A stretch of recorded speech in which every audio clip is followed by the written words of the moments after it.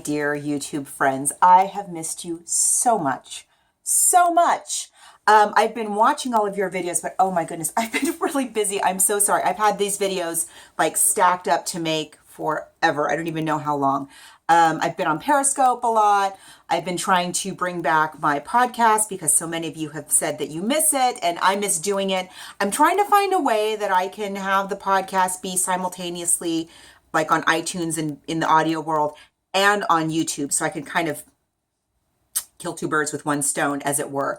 But I'm working on that, and I've also been doing a lot of my coaching and, you know, helping people to keep their minds and their bodies and their spirits all playing on the same team, and coming up with seminars for all of that. And oh my goodness, so busy, so busy. But I didn't want to be gone too long because I miss you all. Especially, I've really missed doing my videos, and a few of you are have a lot going on in your lives. I've been, you know, keeping tabs on you, and I know, I hope you are all really, really well, and I'm so looking forward to fall. I don't know about you.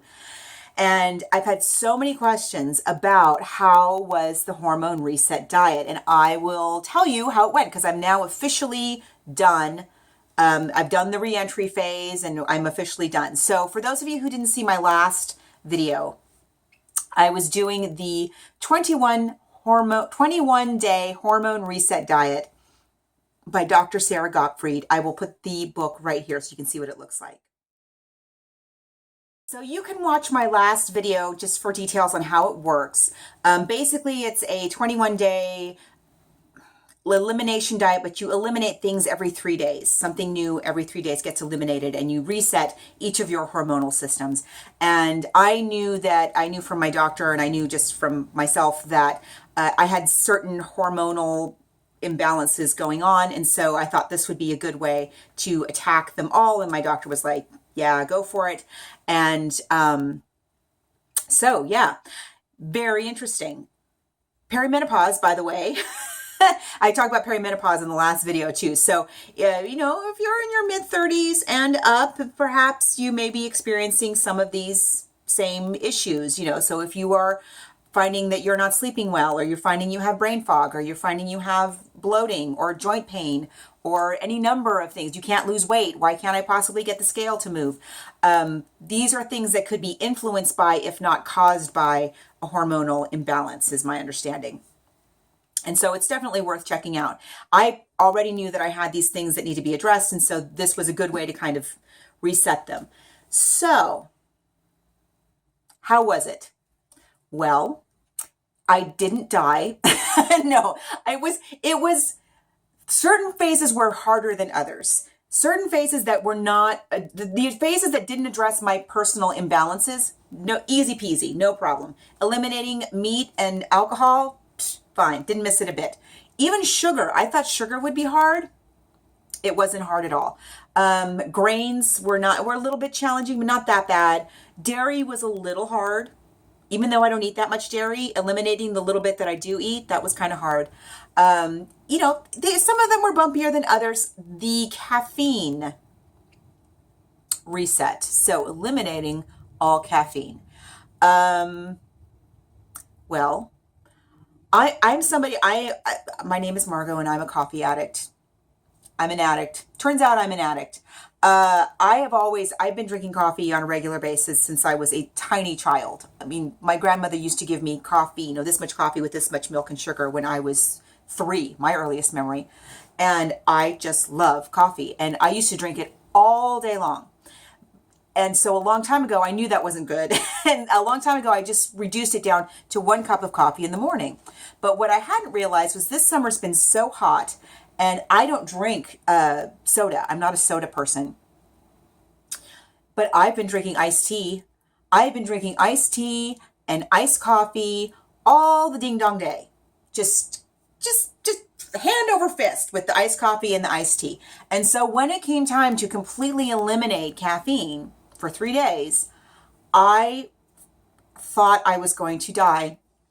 I mean, I know that sounds hyperbolic, but I'm really not. It was absolutely miserable. I'm embarrassed to admit this. I basically spent 3 days in bed. That's pretty much what happened. Here's what I experienced. This is how bad, how far gone I apparently was. I couldn't sleep at night, but during the day, I would fall asleep like crazy deep sleep. And when I did sleep, I had horrible nightmares, scary, awful, stressful nightmares. Whenever I would fall asleep, could be any time of the day or night. I had migraines. I had brain fog. I was confused. I could barely put a sentence together. And all the things that I do normally, already as part of my lifestyle to feel better, when I did them, I would feel worse. If I took a walk, I would feel worse. If I had more water, I would feel worse. If I took a nap, I would feel worse. I remember I took a walk at one point and I was passing. Normally when I walk everywhere, right? And everybody in the neighborhood sees me and they're very friendly. And they're like, hey, Margo. And I'm like, hey, how you doing? Every day, right? Those 3 days when I would go out for a walk, I noticed the first time this happened, somebody went, oh, hey, Margo. And I was like, hi, you? And I walked past them and I couldn't remember their name or where I knew them from.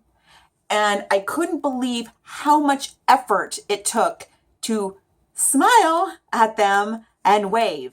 It was bad. It was really, really bad. And the book recommended that you stay off of caffeine for the rest of but I couldn't. I'm sorry. I couldn't. I could not. So sorry, Dr. Sara Gottfried. By the way, I'm going to see her speak next week. I'm very excited about that. But anyway, so what I have done since then is I am only having 5 ounces of coffee first thing in the morning and nothing. The rest of the day, I'm only having water. Hand to God, that's all I've had. And one thing that was kind of interesting, I thought when I had that first sip of coffee after that, I totally thought that I was going to have this Popeye moment of like, da-da-da-da-da-da, right? But no, I had the coffee and I was like, a little less stabby, just slightly less stabby. That was it. And even now, like as I've been, it's been like a week.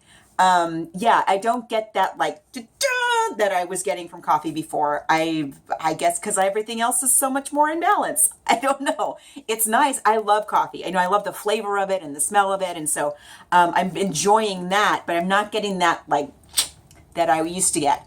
Very interesting changes. Some of the things, and by the way, I recommend this if you're going to do this. I was tracking or journaling everything that I was eating in the Lose It app, which I happen to love, the Lose It app. I think it's a great app, especially if for free. Even the premium service is not that expensive, and it gives you so much data.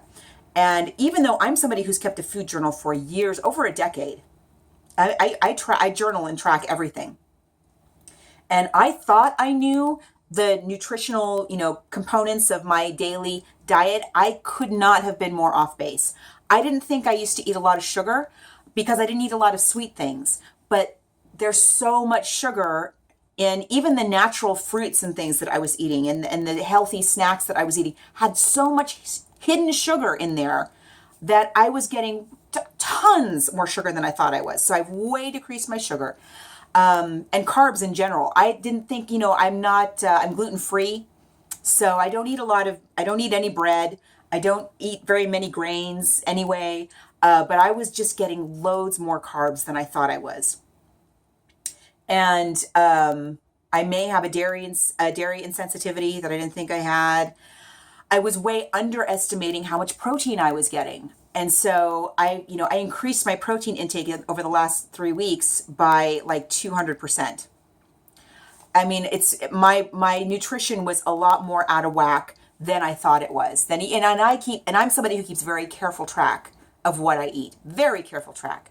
And I eat very clean. I eat, organic most of the time, non-GMO, even more often than that. And so I get plenty of fruits and vegetables. But shifting which fruits and vegetables I was eating made a big difference.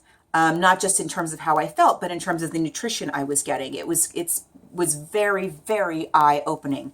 And so as somebody who coaches people with these sorts of things, it was very educational for me. So yeah, I learned a lot, just more than just the fact that I'm a coffee addict. I learned a lot about what I was eating and how it may have been affecting me. So what are the results? How do I feel? Did I lose weight? I lost a little bit of weight. I didn't do it for weight loss. And I'm not somebody who ever has a big week-to-week weight loss. You know, I told you I've lost 73 pounds 3 times. Each time it took me 3.5 years. So, you know, rarely would I lose even a pound in a week's time, or half a pound even would be like a lot for me. So the fact that over the 3 weeks I lost 3 pounds, I'm pretty happy with that. I will tell you, a girlfriend of mine did this along with me and she lost around 10 pounds. So that's probably more typical, but I tend to be a very slow loser when it comes to weight. I am sleeping better. I definitely have more energy throughout the day. I have noticed on my Fitbit, I get way more steps on my non-active days, meaning the days where I'm not teaching Zumba, the days where I'm not, you know, leading a fitness class. I'm getting more activity than I was before. This was a big one. I don't know if you guys have this issue, if any of you have this. I am very, very anemic. My body just does not hold on to iron. I don't know why. When I was pregnant with each of my kids, I had to take massive iron supplements just to be just okay, just normal level, right?